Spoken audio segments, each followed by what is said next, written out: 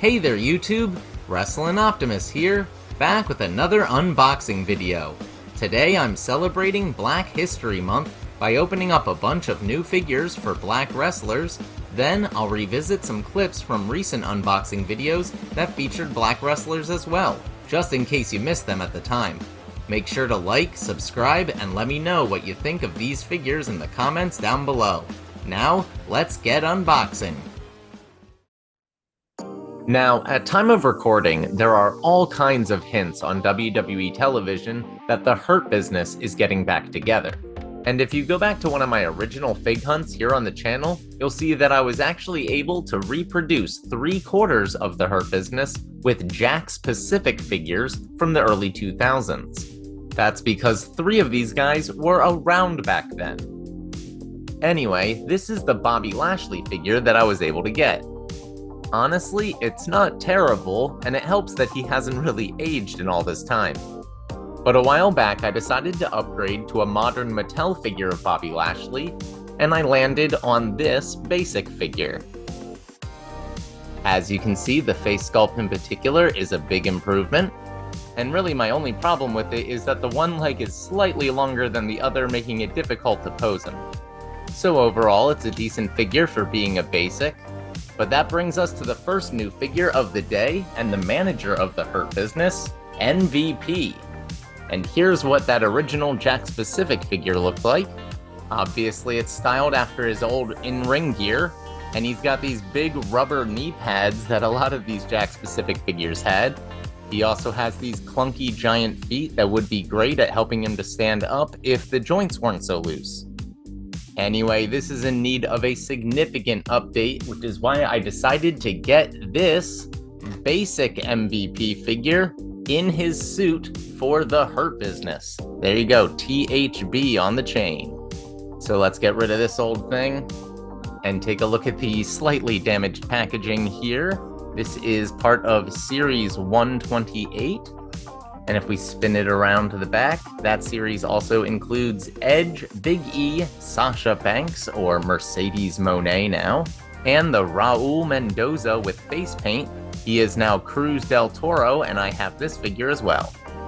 But yeah, it's a basic, so there's not much else to it other than to let it breathe.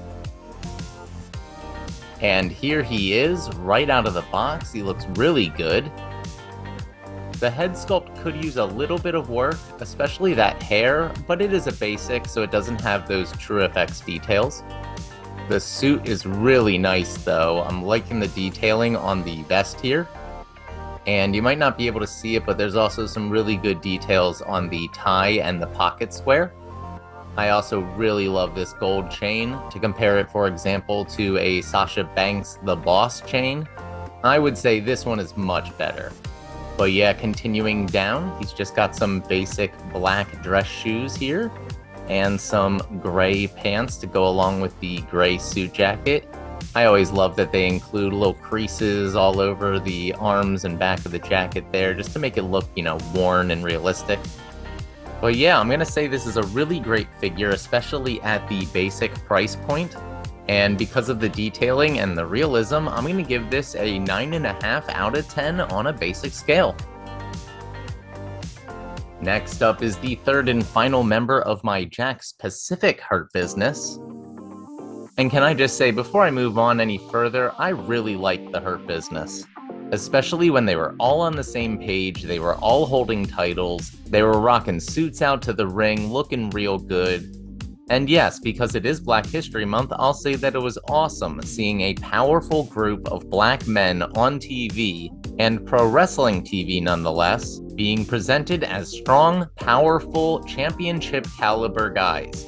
And I know we have the New Day, but this was just a much more serious presentation of that.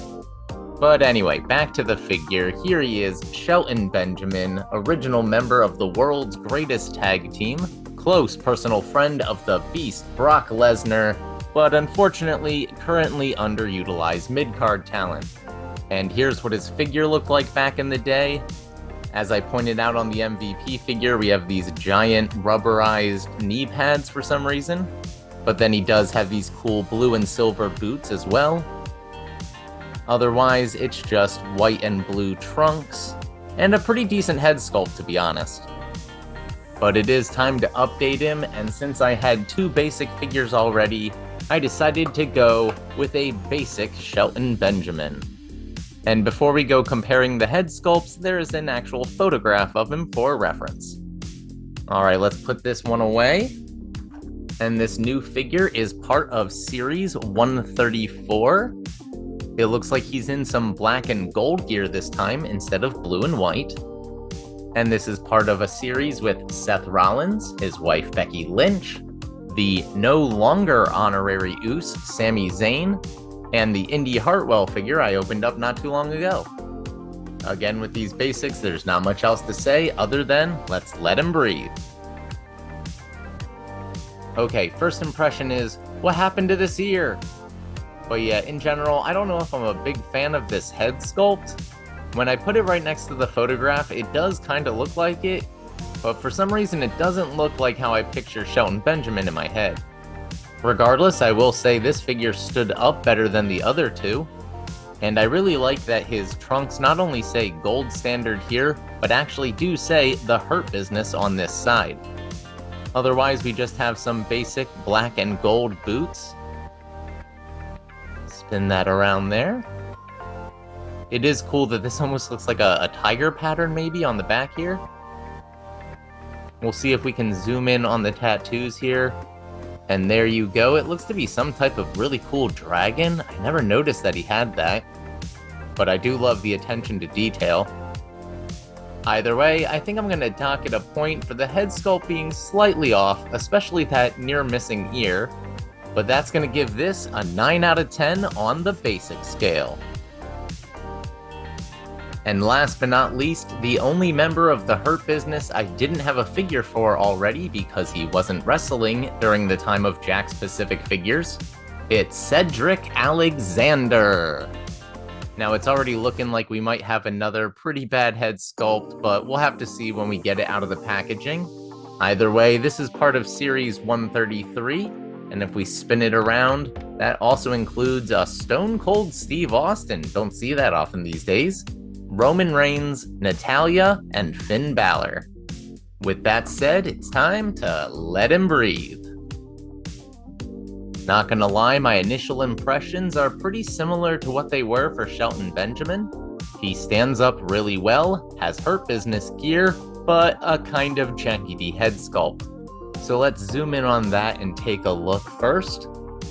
Now, I'm not going to say it doesn't look like him, but I'm not going to say that if you showed this to me out of context, I'd go, oh yeah, that's Cedric Alexander. Still, kind of like Shelton Benjamin, we have a really nice tattoo on this arm. Looks like a cross with some wings. And then, yeah, we have the black and gold gear here. It says Hurt Business on this side. And if we keep spinning it around, this almost appears to be like a Black Panther logo. I'm not sure if that's a logo associated with Cedric Alexander necessarily. I've personally never seen it before, but whatever.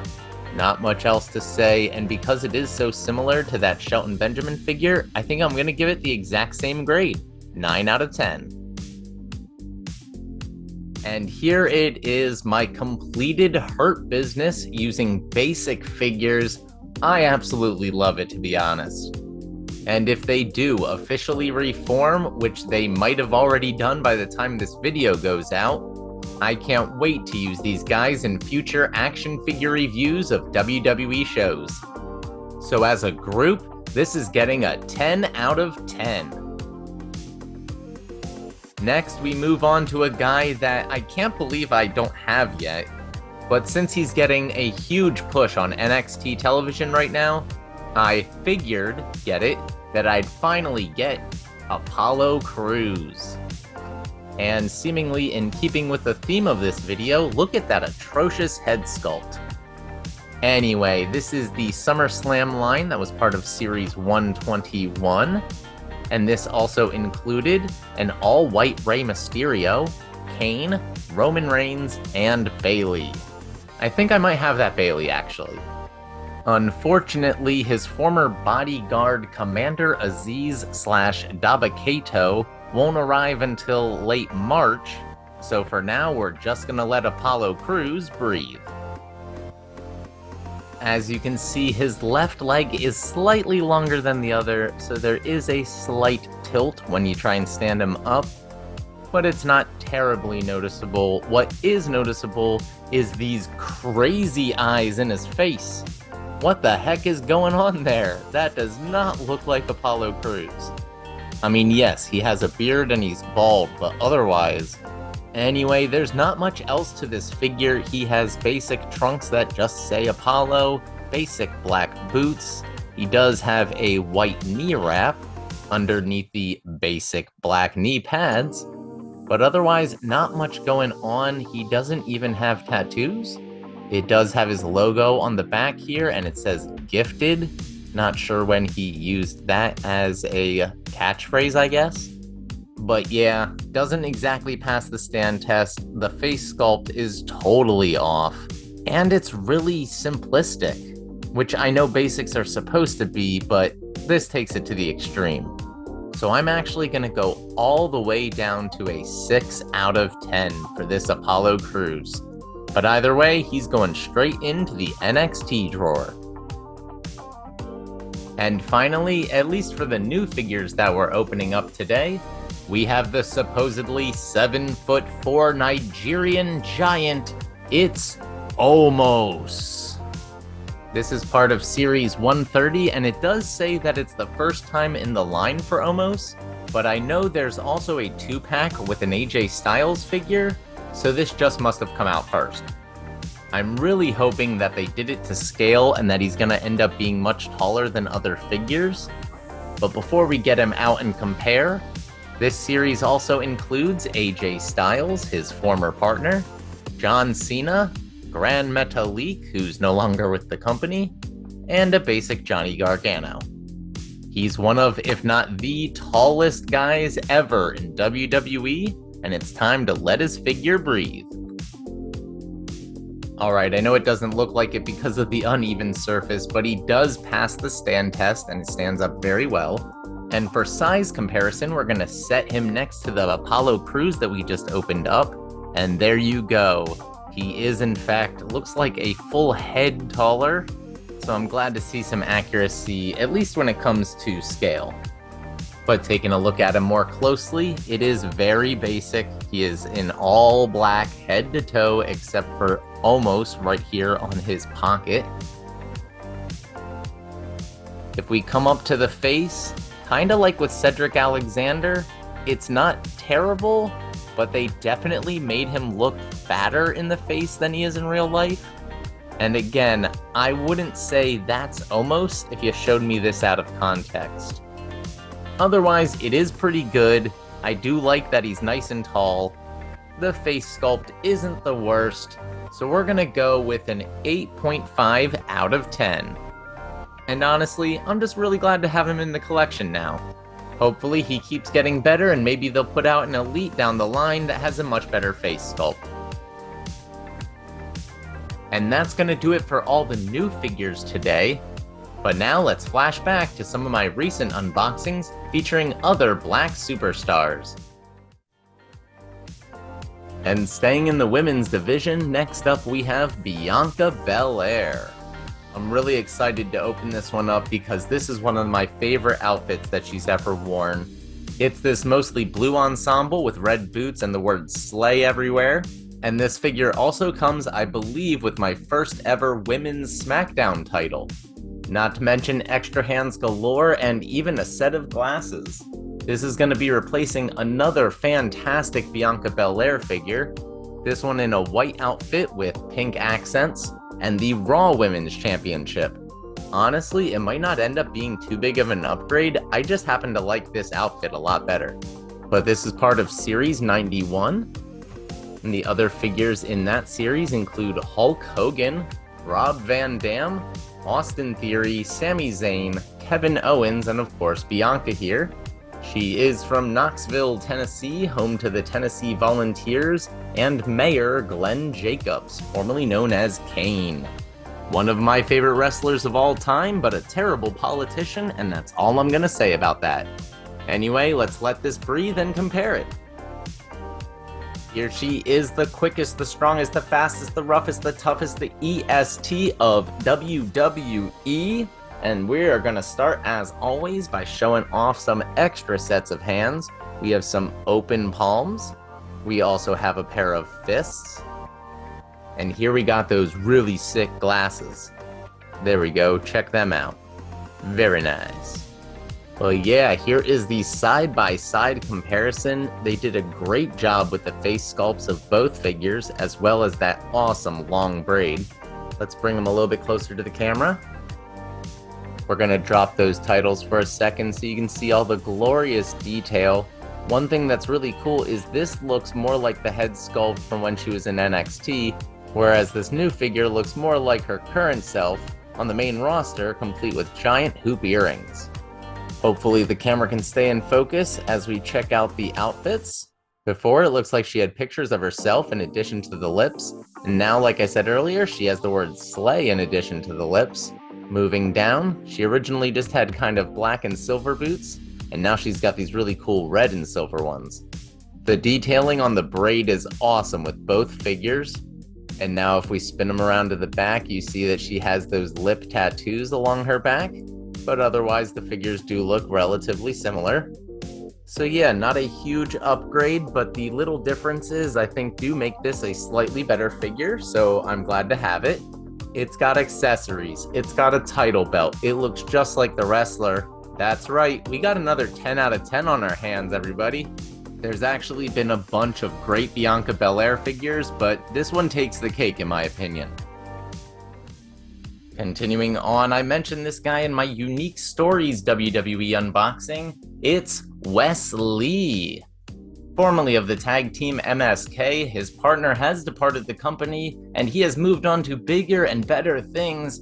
Currently, he's actually the North American Champion in NXT. That's right, we're continuing to build out that NXT drawer. This is Wes Lee's first time in the line. And unlike poor Reggie, he's getting an Elite. Let's spin this box around. It's part of Series 94. This is the one that comes with Edge, Mace, Wesley's former tag team partner Nash Carter, Bret the Hitman Hart, and the Stephanie McMahon figure I opened up in another video. I love seeing this. He's only 5'7" and 190 pounds. That's about as tall as I am. So that's always cool, and this picture commemorates his time winning the NXT Tag Team Championships. I'm excited to check this out, especially that head sculpt with those true FX graphics, so let's let him breathe. The first thing I want to point out quickly, to what I just said while looking at the box, Wes Lee is a shorter wrestler, and I love that they made his figure actually shorter than other figures. For comparison, here's the Firefly Funhouse Bray Wyatt I recently opened up. Now, Bray isn't exactly the tallest guy himself, but you can see that standing next to Wes Lee, he would be significantly taller. So I already appreciate the proper scaling. With all that said, this figure looks absolutely incredible. Look at all the tattoo work here. You can clearly see each tattoo in all of its glory. He is a heavily tatted up guy. Look at all of that, wow. That scorpion, we got like a heart of some type. And then of course the face. Shows off his goatee, those mutton chops, and yet again, incredible hair with the nice dreadlocks. Sorry, trying to keep the camera in focus and show you all that incredible detail. Got a dream catcher, King of Kings, a big angel. Got a dragon on the back of his one bicep. Before we get too further, I also really like these hands. I think they were supposed to do this and make an M, but I never really understood the hand gesture. Continuing down though, he does wear these really cool shorts, and look at the detail on that. We got this awesome MSK logo. This is really, really well done. And then just some basic black boots. But wow, the details are what makes it. And if all that wasn't enough, he also comes with extra clothes. That's right, we got this cool vest hoodie thing. Spin it around, it's got the MSK logo there. Really cool. I hate this clasping mechanism. Yeah, let's see if I can actually get it back together. Oh, this one actually does kind of fit back together really well, so that's cool. If I wanted to, I could put that on the figure and cover up all those details for some reason. Also, real quick, it did come with an extra set of hands. These are Mike holding hands. That's pretty cool. With all that said, I don't know what it is about today, but we are on a hot streak. This is going to get a 10 out of 10. Incredible figure. Congrats, Wesley. This is your first one, and it is epic. Let's see if we can't keep it going. Next, we're moving over to the AEW Women's Division with Red Velvet. She's currently one of Jade Cargill's baddies, but she's been teasing dissension the last couple of weeks, so hopefully she gets on TV a little more, because I do like Red Velvet. This is number 38 as part of Series 5 in the Unmatched collection. If we spin it around, that series also includes Sammy Guevara, Shawn Spears, Kenny Omega, Bryan Danielson, and the LJN Darby Allin. She's from straight out of Yo Mama's Kitchen, and this picture here is from Dynamite on March 3rd, 2021 from Jacksonville, Florida. I do believe that was still down there at Daly's place. It looks like the only accessories we're going to get are an extra set of hands, so that might dock it a point, but we'll see. Otherwise, let's let it breathe. And here she is. This is the best I could do with that stirred up hand gesture she does. Anyway, here are those extra hands. They're just some basic fists.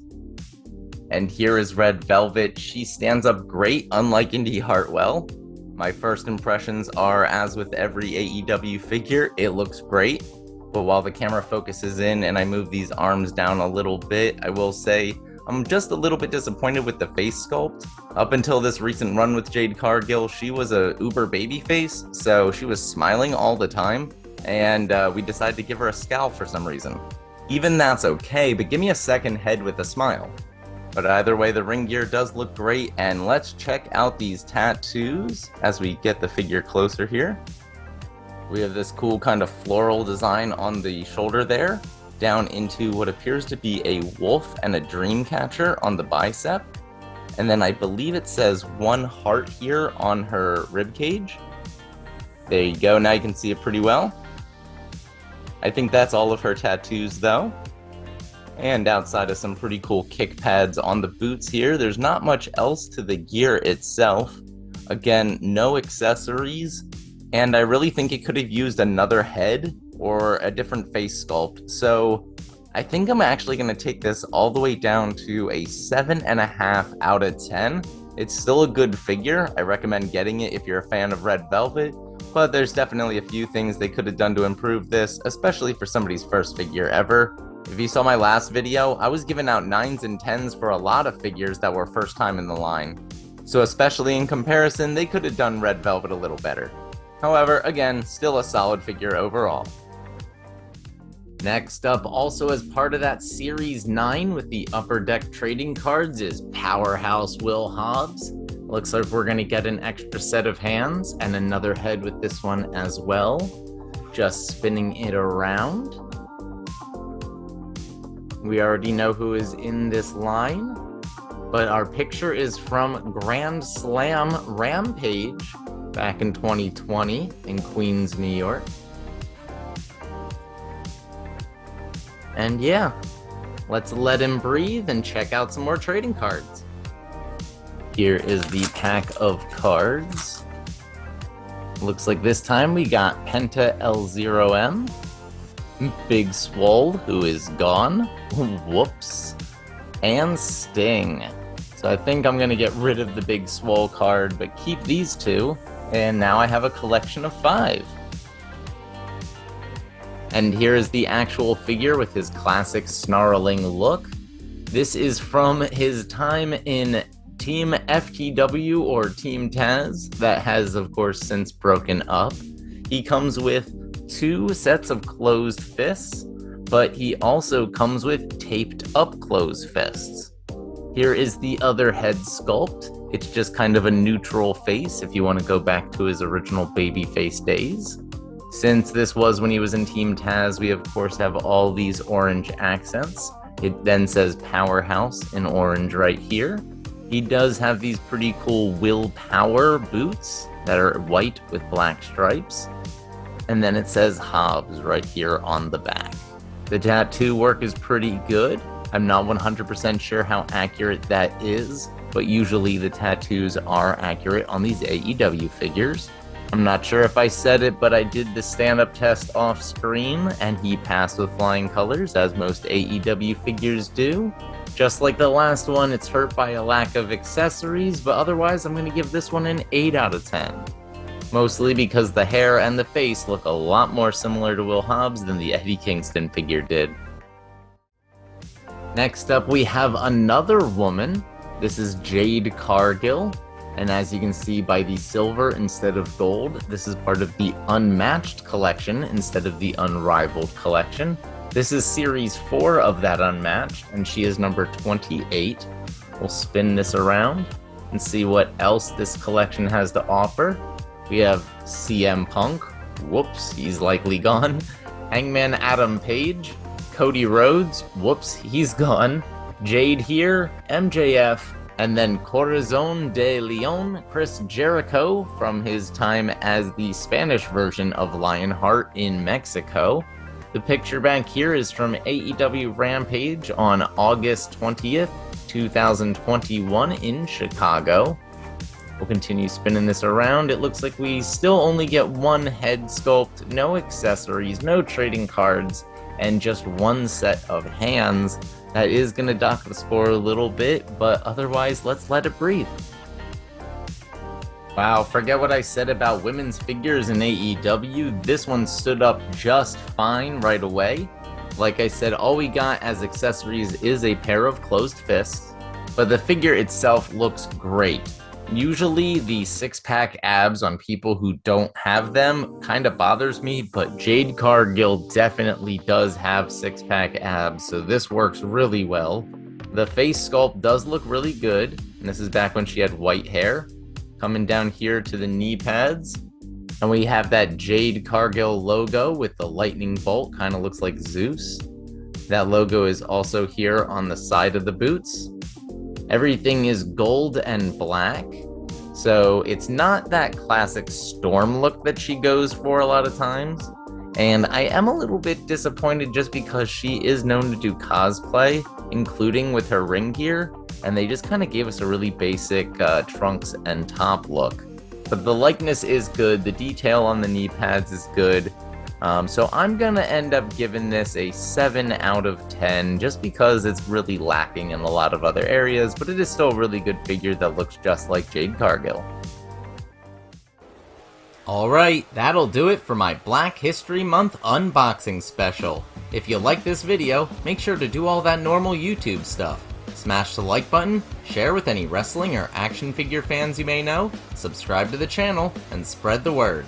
You can also talk to me over on Twitter at WrestlingOptimus, or see all my best figure photography over on Instagram at WrestlingOptimus.